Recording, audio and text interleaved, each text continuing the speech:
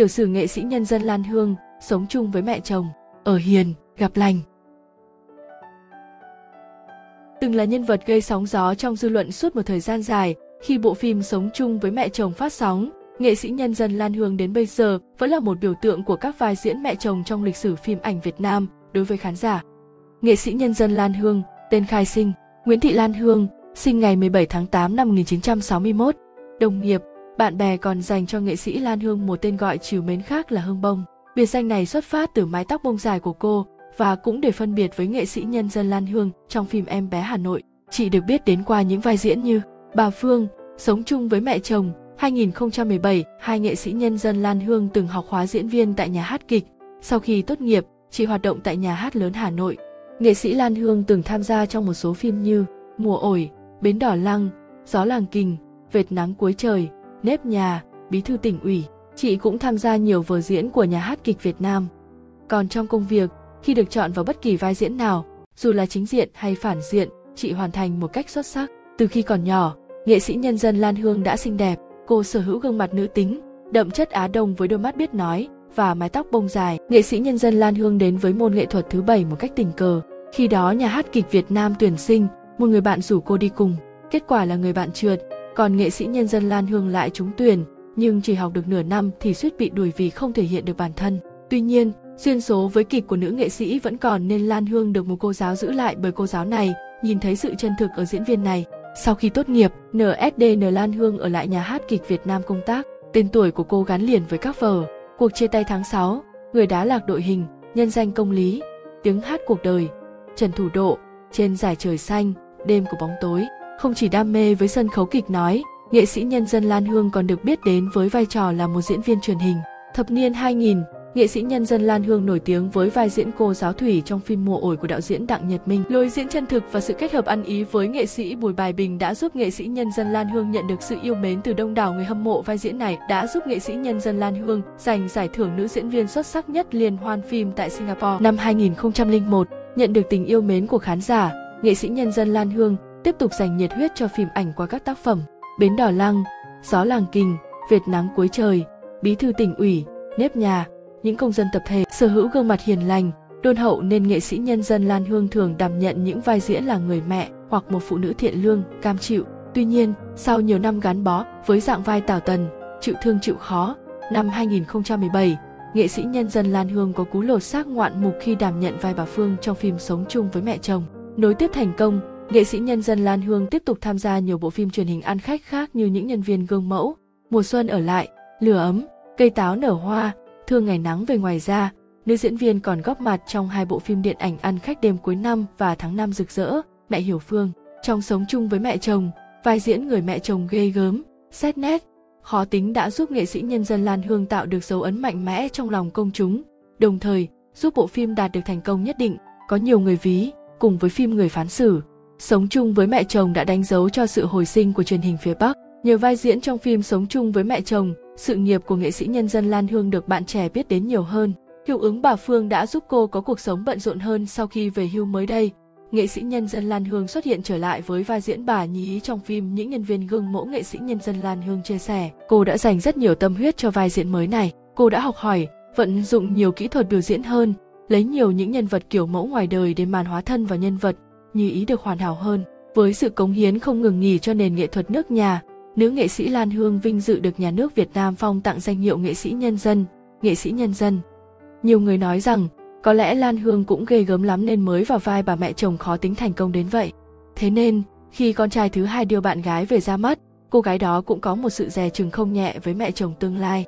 Nghệ sĩ nhân dân Lan Hương kể, lần đầu tiên gặp mặt, con dâu cô đã sợ chết khiếp bởi ai cũng bảo nếu làm dâu bà này thì kinh lắm.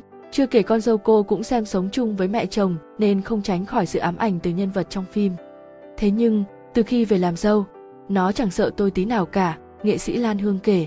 Cũng chính vì tính cách ngoài đời của nữ nghệ sĩ chẳng giống gì với trong phim nên các con dâu không còn e sợ mẹ chồng. Cô nói vui, nếu các con dâu sợ mình một tí thì cũng thích đấy, nhưng chẳng có đứa nào sợ tôi cả. Từ ngày có con dâu thứ, hai đứa hợp tác với nhau lắm, bọn nó láo cực, toàn gọi bố mẹ chồng là anh Kỳ, chị Hương thôi, chúng gọi vui vậy, chứ tôi cũng không nghĩ gì cả. Nói về mối quan hệ thoải mái với các con dâu, nghệ sĩ Lan Hương cho biết, Không chỉ mẹ chồng mà bản thân hai nàng dâu của gia đình cô cũng rất thân thiết, nên những người đàn ông trong nhà chẳng bao giờ bị rơi vào tình huống khó xử cả. Là mẹ chồng nhưng nghệ sĩ nhân dân Lan Hương cũng là người kết nối những người phụ nữ trong gia đình. Khi có điều gì không hài lòng, mẹ chồng nhắc nhở con dâu, còn các con dâu thì bảo ban nhau, khiến cuộc sống gia đình trở nên nhẹ nhàng, vui vẻ hơn rất nhiều. Nghệ sĩ nhân dân Lan Hương và nghệ sĩ ưu tú Đỗ Kỳ kết hôn cách đây tròn 40 năm. Họ có 2 con trai và đã có cháu nội. Họ sinh được 2 người con trai. Họ được coi là cặp vợ chồng hạnh phúc và bình yên nhất trong làng nghệ sĩ Việt. Nghệ sĩ Lan Hương từng chia sẻ, chị và chồng vừa là bạn bè đồng nghiệp mà vẫn vừa như những người đang yêu nhau. Nghệ sĩ nhân dân Lan Hương và nghệ sĩ ưu tú Đỗ Kỳ hồi đó cùng đỗ vào lớp đào tạo diễn viên khóa 1 của Nhà hát kịch Việt Nam. Theo nghệ sĩ nhân dân Lan Hương chia sẻ, chị và chồng mình quen nhau khi học cùng lớp đào tạo diễn viên khóa 1 của Nhà hát kịch Việt Nam. Sau đó, nghệ sĩ ưu tú Đỗ Kỳ đi bộ đội 2 năm. Trong khoảng thời gian xa cách, nghệ sĩ ưu tú Đỗ Kỳ liên tục viết thư về cho nghệ sĩ nhân dân Lan Hương. Tuy nhiên, anh lại không thường xuyên nhận được thư của bạn gái. Thậm chí, nghệ sĩ ưu tú Đỗ Kỳ đã phải viết đến 10 lá thư mới nhận được 1 lá từ nghệ sĩ nhân dân Lan Hương với lý do nghệ sĩ nhân dân Lan Hương rất ngại viết thư. Trong suốt hơn 30 năm chung sống, nghệ sĩ ưu tú Đỗ Kỳ không bao giờ nói lời hoa mỹ, tình cảm với vợ. Mỗi dịp sinh nhật của nghệ sĩ nhân dân Lan Hương, gia đình chỉ làm bữa cơm đơn giản, quây quần con cháu mà không cần hoa hay quà. Theo nghệ sĩ nhân dân Lan Hương, vợ chồng chị sống khá thực tế, bởi sống trong thời bao cấp nên hai vợ chồng quen lối sống chắt chiu, tiết kiệm. Hai vợ chồng quan trọng về nội dung cuộc sống hơn là hình thức. Ngày chuẩn bị làm đám cưới, hai vợ chồng đi công tác qua Vinh rồi ghé vào để mua trứng gà với bột mì để làm bánh quy tiếp khách cho lễ cưới. Mọi công tác chuẩn bị rất đơn giản, nhưng ngày cưới diễn ra vô cùng ấm cúng và tình cảm. Nghệ sĩ nhân dân Lan Hương chia sẻ, biết vợ đi xe máy còn non tay, nên nghệ sĩ ưu tú Đỗ Kỳ thường chở vợ đi quay rồi đứng ngoài đợi. Biết chồng đợi nên nghệ sĩ nhân dân Lan Hương thường tranh thủ những lúc rảnh rỗi ra nói chuyện với chồng. Nhiều người trong đoàn làm phim còn thốt lên với chị, ở nhà nói chuyện chưa đủ hay sao mà đến đây vẫn còn nói chuyện, không biết chán à? Bà mẹ chồng nổi tiếng ghê gớm trong phim sống chung với mẹ chồng ngoài đời lại là một người vợ, người mẹ, người con dâu hiền hậu. Nghệ sĩ nhân dân Lan Hương vẫn rất tươi trẻ, dù đã bước qua tuổi 60, có lẽ chính nhờ cuộc sống gia đình viên mãn, hạnh phúc mà chị giữ được nét đẹp và sự tươi trẻ bền vững với thời gian. Nghệ sĩ ưu tú Đỗ Kỳ dường như luôn lùi về phía sau để nhường bước cho người bạn đời tỏa sáng trong sự nghiệp. Nghệ sĩ Đỗ Kỳ chính là người yêu đầu tiên của Lan Hương. Anh chị quen nhau hơn 10 năm trước khi kết hôn. Lan Hương, chúng tôi rất hợp nhau, cứ xa nhau thì thôi chứ ở gần là có thể chuyện trò say sưa cả, bởi họ là một cặp vợ chồng có cùng quan điểm sống, cùng sở thích, cách suy nghĩ và cách đối nhân xử thế trong cuộc đời. Vừa qua, bộ phim truyền hình Thương Ngày Nắng về lên sóng thu hút sự quan tâm đông đảo của khán giả. Bộ phim xoay quanh câu chuyện tình cảm gia đình, kể về cuộc đời gian khổ của bà Nga, nghệ sĩ ưu tú Thanh Quý một mình vất vả nuôi 3 cô con gái nên người. Nghệ sĩ nhân dân Lan Hương trong vai bà Hiền, mẹ chồng của Vân Khánh, nữ diễn viên Lan Phương, con gái ruột của bà Nga. Nghệ sĩ nhân dân Lan Hương tâm sự vai diễn trong Thương Ngày Nắng về có sự khác biệt với nhân vật trong sống chung với mẹ chồng từng tạo dấu ấn với khán giả trước đó. Một bà mẹ thì chăm chút, yêu thương chồng con một cách thái quá, còn một bà thì nghĩ mình có quyền nghỉ ngơi, hưởng thụ. Nhiều đồng nghiệp nghĩ rằng tôi đóng vai phản diện, nhưng tôi không nghĩ vậy. Thật ra quan điểm của bà mẹ trong Thương Ngày Nắng về cũng có cái đúng, chứ không sai đâu, bà bày tỏ. Ở tuổi 60, nghệ sĩ nhân dân Lan Hương vẫn miệt mài tham gia các hoạt động nghệ thuật và ghi dấu ấn trong lòng khán giả bởi nhiều vai diễn khác nhau. Bà thấy bản thân may mắn khi vẫn đủ sức khỏe để làm công việc mình yêu thích. Những năm chưa nghỉ hưu, tôi là diễn viên chính của đa số các vở ở nhà hát. Vở nào tôi cũng có vai và đó là những nhân vật quan trọng. Nhà hát cứ phải sáng đèn suốt và phải đi công tác nên tôi không có cơ hội tham gia phim ảnh nhiều. Thời đó, truyền thông cũng ít, mọi người biết đến tôi phải xem qua sân khấu. Khi tôi về hưu, tôi gặp các bạn đạo diễn thì nói vui rằng, chị về hưu rồi đấy, bây giờ muốn rủ chị đi đâu chị cũng đi. Họ rất yên tâm khi mời tôi đóng phim vì có nhiều thời gian và chủ động, nữ khách mời bộc bạch.